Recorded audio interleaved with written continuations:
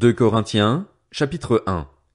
De la part de Paul, apôtre de Jésus-Christ par la volonté de Dieu, et du frère Timothée à l'église de Dieu qui est à Corinthe et à tous les saints qui sont dans toute l'Achaïe, que la grâce et la paix vous soient données de la part de Dieu notre Père et du Seigneur Jésus-Christ. Béni soit Dieu, le Père de notre Seigneur Jésus-Christ, le Père plein de compassion et le Dieu de tout réconfort. Il nous réconforte dans toutes nos détresses afin que nous puissions réconforter ceux qui se trouvent dans la détresse, grâce à l'encouragement que nous recevons nous-mêmes de la part de Dieu.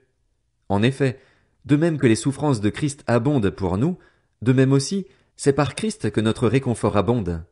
Si nous sommes dans la détresse, c'est pour votre réconfort et pour votre salut. Si nous sommes encouragés, c'est pour votre encouragement, pour vous permettre de supporter les mêmes souffrances que celles que nous endurons. Et notre espérance à votre sujet est ferme, parce que nous savons que si vous avez part aux souffrances, vous avez part aussi au réconfort. En ce qui concerne la détresse que nous avons connue en Asie, nous ne voulons en effet pas vous laisser ignorer, frères et sœurs, que nous avons été accablés à l'extrême, au-delà de nos forces, au point que nous désespérions même de rester en vie. Nous avions intérieurement accepté notre arrêt de mort afin de ne pas placer notre confiance en nous-mêmes, mais en Dieu qui ressuscite les morts. C'est lui qui nous a délivrés d'une telle mort et qui nous en délivre encore.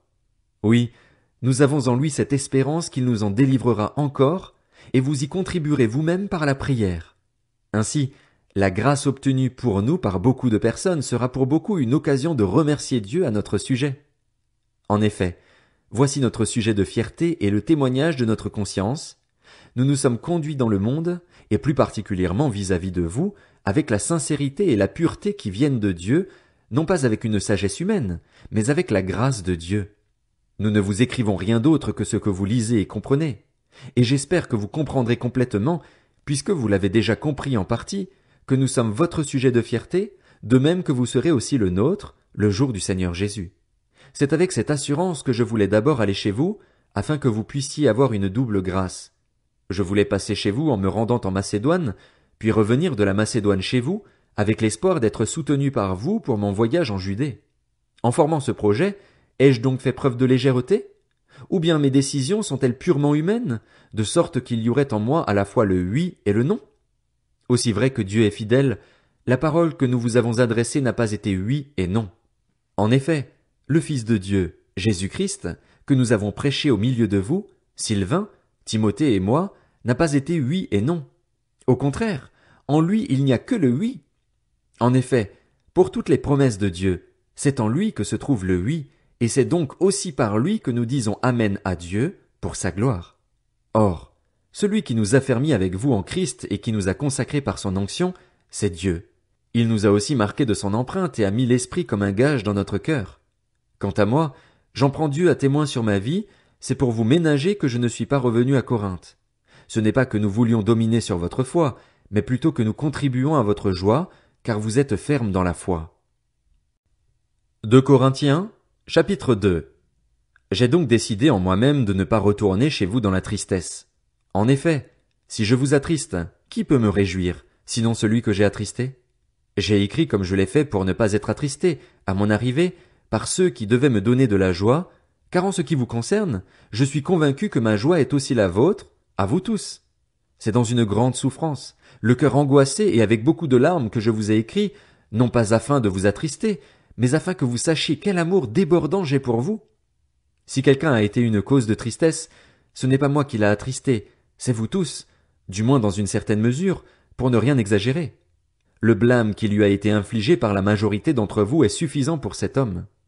Maintenant, au contraire, vous devez plutôt lui pardonner et l'encourager, de peur qu'il ne soit accablé par une tristesse excessive.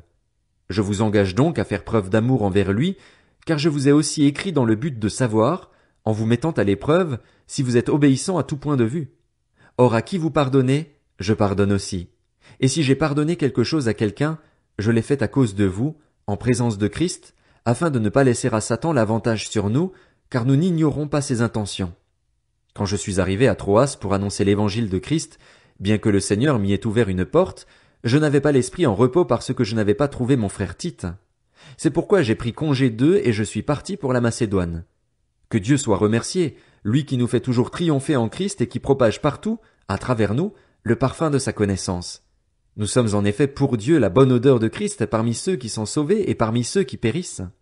Pour les uns, un parfum de mort qui donne la mort, pour les autres, un parfum de vie qui donne la vie.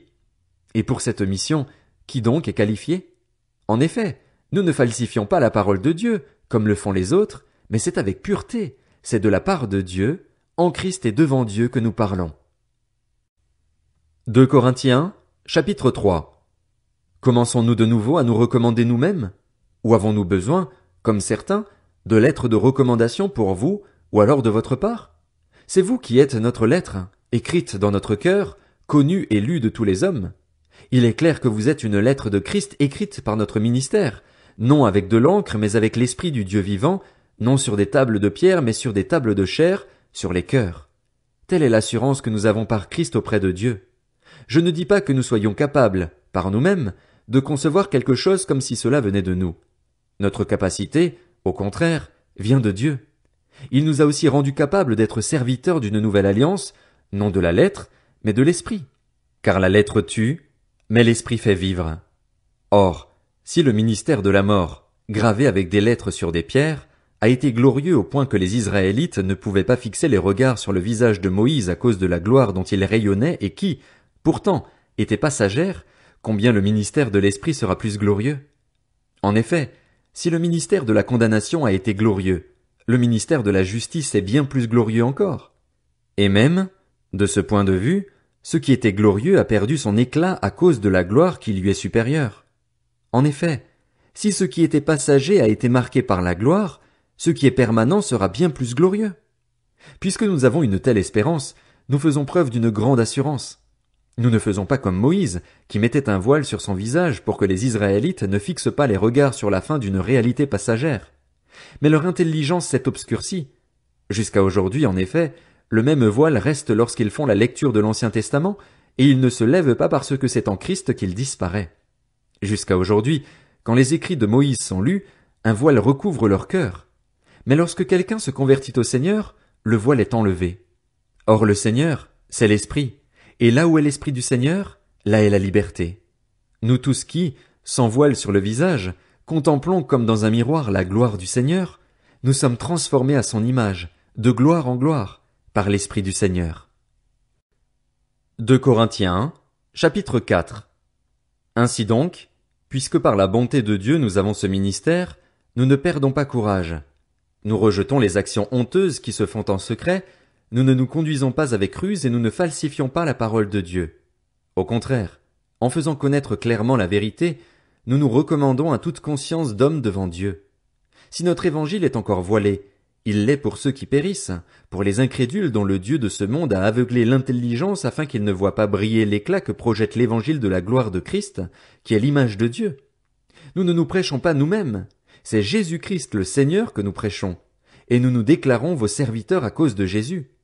En effet, le Dieu qui a ordonné que la lumière brille du sein des ténèbres a aussi fait briller sa lumière dans notre cœur, pour faire resplendir la connaissance de la gloire de Dieu dans la personne de Jésus-Christ. Nous portons ce trésor dans des vases de terre afin que cette puissance extraordinaire soit attribuée à Dieu et non à nous. Nous sommes pressés de toutes parts, mais non écrasés, inquiets, mais non désespérés, persécutés, mais non abandonnés, abattus, mais non anéantis. Nous portons toujours avec nous dans notre corps l'agonie du Seigneur Jésus afin que la vie de Jésus soit aussi manifestée dans notre corps. En effet, nous qui vivons, nous sommes sans cesse livrés à la mort à cause de Jésus afin que la vie de Jésus soit elle aussi révélée dans notre corps mortel. Ainsi la mort est à l'œuvre en nous et la vie en vous. Et comme nous avons le même esprit de foi que celui exprimé dans cette parole de l'Écriture, j'ai cru, c'est pourquoi j'ai parlé, nous aussi nous croyons, et c'est pour cela que nous parlons. Nous savons en effet que celui qui a ressuscité le Seigneur Jésus nous ressuscitera aussi par Jésus et nous fera paraître avec vous dans sa présence. Oui, tout cela arrive à cause de vous afin que la grâce, en se multipliant, fasse abonder la reconnaissance d'un plus grand nombre à la gloire de Dieu. Voilà pourquoi nous ne perdons pas courage. Et même si notre être extérieur se détruit, notre être intérieur se renouvelle de jour en jour. En effet, nos légères difficultés du moment présent produisent pour nous, au-delà de toute mesure, un poids éternel de gloire. Ainsi nous regardons non pas à ce qui est visible, mais à ce qui est invisible, car les réalités visibles sont passagères et les invisibles sont éternelles.